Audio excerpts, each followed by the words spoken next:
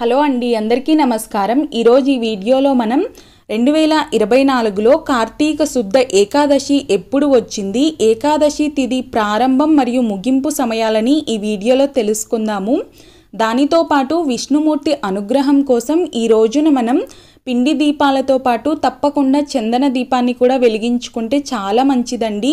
అది ఏ విధంగా వెలిగించాలి, ఎలా వెలిగించాలి, అలాగే ఈ ఏకాదశికి ఎందుకంత ప్రాముఖ్యత అనేది ఈ వీడియోలో నేను మీకు క్లియర్గా ఎక్స్ప్లెయిన్ చేస్తాను। ఎక్కడ కూడా వీడియోని స్కిప్ చేయకుండా చివరి వరకు చూడండి, అప్పుడు మీకు క్లియర్గా అర్థమవుతుంది। దాని తర్వాత కూడా మీకు ఏమైనా డౌట్స్ ఉంటే కనుక తప్పకుండా మీరు కామెంట్ చేయండి, నేను మీకు కూడా తప్పకుండా రిప్లై అయితే ఇస్తాను। అలాగే ఛానల్ ఎవరైనా ఇప్పటి వరకు సబ్స్క్రైబ్ చేసుకోకపోతే సబ్స్క్రైబ్ చేసుకొని పక్కనే ఉన్న బెల్ ఐకాన్ క్లిక్ చేయండి। అలాగే వీడియోని లైక్ చేయడం మర్చిపోవద్దండి। ఇప్పుడైతే వీడియోలోకి వెళ్దాము। ఆషాఢ శుద్ధ ఏకాదశి రోజున యోగ నిద్రలోకి వెళ్ళే శ్రీ మహావిష్ణువు కార్తీక శుద్ధ ఏకాదశి రోజునే మేల్కొంటారు। ఈ ఏకాదశినే ఉత్తాన ఏకాదశి అని కూడా అంటారు। మనకు ఏడాదిలో ముఖ్యమైనటువంటి ఏకాదశులలో ఈ కార్తీక శుద్ధ ఏకాదశి కూడా ఒకటి।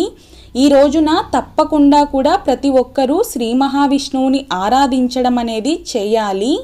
ఈ రోజున శ్రీ మహావిష్ణువు నామస్మరణ చేయడం, అలాగే ఈ రోజున శివుణ్ణి కూడా పూజించాలి।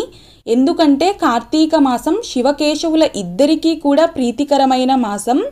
ఏకాదశి తిథి విష్ణుమూర్తికే కాదు శివుడికి కూడా చాలా ఇష్టమైనటువంటి తిథి। ఈ రోజున ఎవరైనా సరే శివయ్యకు అభిషేకం చేయించుకుంటే ఆ శివుడి అనుగ్రహం పరిపూర్ణంగా ఉంటుంది। మన జాతకంలో ఉన్న అనేక సమస్యలకు శివ అభిషేకం అనేది పరిష్కారాన్ని చూపిస్తుంది। ఈ కార్తీక శుద్ధ ఏకాదశి రోజున శ్రీ మహావిష్ణువుకి మనం పిండి దీపాలు, ఉసిరి దీపాలతో పాటు చందన దీపాన్ని కూడా వెలిగించుకోవాలి। ఈ చందన దీపం వెలిగించుకోవడం వల్ల స్వామివారి కరుణా కటాక్షం మన మీద చాలా శీఘ్రంగా కలుగుతుంది। ఆ చందన దీపం ఎలా వెలిగించుకోవాలి అనేది కూడా ఇప్పుడు తెలుసుకుందామండి। దీనికోసం మనం ఒక కప్పు బియ్యం పిండిని తీసుకోవాలి। దీంట్లోకి మనం అష్టగంధం పొడి ఉంటుంది కదండి, మనం దేవుడి ఫోటోలకి బొట్టు పెట్టుకోవడానికి ఉపయోగించే గంధం పొడిని వేసుకోవాలి కొద్దిగా, అంటే ఒక 1 స్పూన్ కానీ లేదంటే 1.5 టేబుల్ స్పూన్ కానీ వేసుకోవాలండి। ఇలా వేసేసుకున్న తర్వాత ఇందులోకి కొద్దిగా మనము బెల్లం తురుమును వేసుకోవాలి। ఉండలు కాకుండా చక్కగా పొడి చేసుకొని వేసుకోవాలండి బెల్లాన్ని। అలాగే ఒక 4-5 చుక్కల నెయ్యిని కూడా వేసుకోవాలి, అది కూడా ఆవు నెయ్యి వేసుకోవాలండి। చక్కగా ఆవు నెయ్యి వేసేసుకున్న తర్వాత మీ దగ్గర ఆవు పాలు ఉంటే కనుక ఆవు పాలని ఉపయోగించండి, లేదు అంటే కనుక మామూలు పాలనే అయినా మనం ఉపయోగించుకోవచ్చండి। ఈ విధంగా మొత్తం అంతా కూడా బియ్యం పిండిలో కలిపేసుకొని అష్టగంధం పొడిని కొద్ది కొద్దిగా పాలను చేర్చుకొని ఈ విధంగా ముద్దలా వచ్చేలాగా చేసుకోవాలి। దీన్ని ఒక 5 నిమిషాలు పక్కన ఉంచేసుకొని దీపాన్ని తయారు చేసుకొని చక్కగా దీనికి బొట్లయితే పెట్టేసుకోవాలండి। ఈ దీపానికి ఈ విధంగా బొట్లు పెట్టుకున్న తర్వాత నేను ఇక్కడ పిండి దీపాలు వెలిగించట్లేదు, ఉసిరి దీపాలు వెలిగిస్తున్నానండి। మీరు ఏకాదశి రోజున తప్పకుండా ఈ చందన దీపం, అలాగే ఉసిరి దీపం, పిండి దీపాలని కూడా వెలిగించుకోండి, చాలా మంచిది। ఈ విధంగా ఉసిరి దీపాలను కూడా నేను ఏర్పాటు చేసుకున్నాను చూడండి। ఈ చందన దీపంలో ఆవు నెయ్యి కానీ నువ్వుల నూనె కానీ పోసుకొని పువ్వొత్తులు కానీ లేదంటే పొడువొత్తులు కానీ వేసేసుకొని చక్కగా ఏకహారతితో కానీ అగరబత్తీలతో కానీ దీపారాధన అయితే చేసుకోవాలి। ఈ దీపారాధన చేసుకునేటప్పుడు మనము కార్తీక దామోదర ఆవాహయామి అని చెప్పుకుంటూ కూడా మనం ఈ దీపారాధన అనేది చేసుకోవాలి। అలాగే ఈ కార్తీక శుద్ధ ఏకాదశి రోజున మనము సూర్యోదయానికంటే కూడా ముందే నిద్రలేచి స్నానాది కార్యక్రమాలు ముగించుకొని తులసి కోట దగ్గర ముందుగా ఈ దీపాలనైతే వెలిగించుకోవాలండి। ముందుగా ఈ దీపం వెలిగించేటప్పుడు గణపతిని ప్రార్థించుకొని దాని తర్వాత ఈ దీపాలు వెలిగించుకోవాలి। మీరు ఈ పూజని పూజా మందిరంలో అయినా చేసుకోవచ్చు, లేదంటే సపరేట్గా పీఠం పెట్టి కూడా చేసుకోవచ్చు।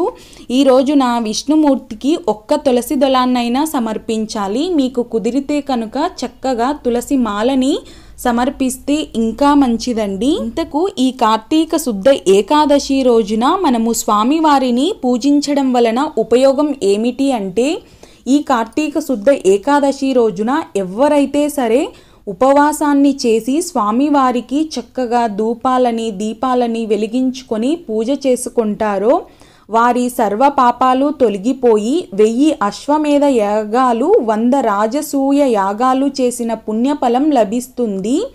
జీవుడు 1000 జన్మలలో చేసిన పాపాలను కాల్చేస్తుంది. ఏకాదశి రోజున ఉపవాసం చేసి ఒక చిన్న మంచి పని చేసినా అది మేరు పర్వతానికి సమానమైన పుణ్యఫలాన్ని ఇస్తుంది. ఈ ఏకాదశి రోజున ఉపవాసం ఉన్నవారికి సంపదలు ఉన్నత స్థానం కలగడంతో పాటు సర్వపాపహరణం కూడా కలుగుతుంది. పుణ్యక్షేత్ర దర్శనాలు, యజ్ఞాలు, యాగాలు, వేదం చదవడం వలన కలిగే పుణ్యానికి 1,000,000 రెట్ల పుణ్యం మనకు ఈ ఏకాదశి కార్తీక శుద్ధ ఏకాదశి రోజున ఉపవాసం ఉండి స్వామివారిని పూజిస్తే కలుగుతుంది. ఈ ఏకాదశి ఉపవాసం అనేది ఎప్పుడైనా సరే మనము దశమి రోజు రాత్రి నుండే ప్రారంభించాలి. ఆ రోజు అల్పాహారాన్ని తీసుకొని ఏకాదశి రోజంతా కూడా పాలు పండ్లు వంటి వాటిని మాత్రమే తీసుకొని ఉపవాసాన్ని ఉండాలి. ద్వాదశి గడియలు దాటిపోక ముందే మనము మళ్ళీ ఇంకొకసారి స్వామివారిని పూజించుకొని మనము ఈ ఉపవాసం అనేది విడవాలి. మనం ఈ పూజని పూజా మందిరంలో అయినా, తులసి కోట దగ్గరైనా, దేవాలయంలో అయినా చేసుకోవచ్చు. చక్కగా స్వామివారికి పిండి దీపాలు, చందన దీపాలు, ఉసిరి దీపాలు వెలిగించుకొని ఆవు పాలని, పండ్లని అన్నింటినీ కూడా నైవేద్యంగా మీరు ఏవైనా సరే నైవేద్యాలు తయారు చేస్తే వాటిని కూడా సమర్పించేసుకొని కొబ్బరికాయని కొట్టి పుష్పాలతో స్వామివారిని అలంకరించుకొని ఈ రోజున పూజ అయితే చేయండి. ఈ రోజంతా కూడా చక్కగా హరినామ స్మరణ చేసుకుంటూ ఉండండి. ఏకాదశులలో మనకు చాలా ముఖ్యమైన ఏకాదశి ఈ కార్తీక శుద్ధ ఏకాదశి కూడా ఒకటండి.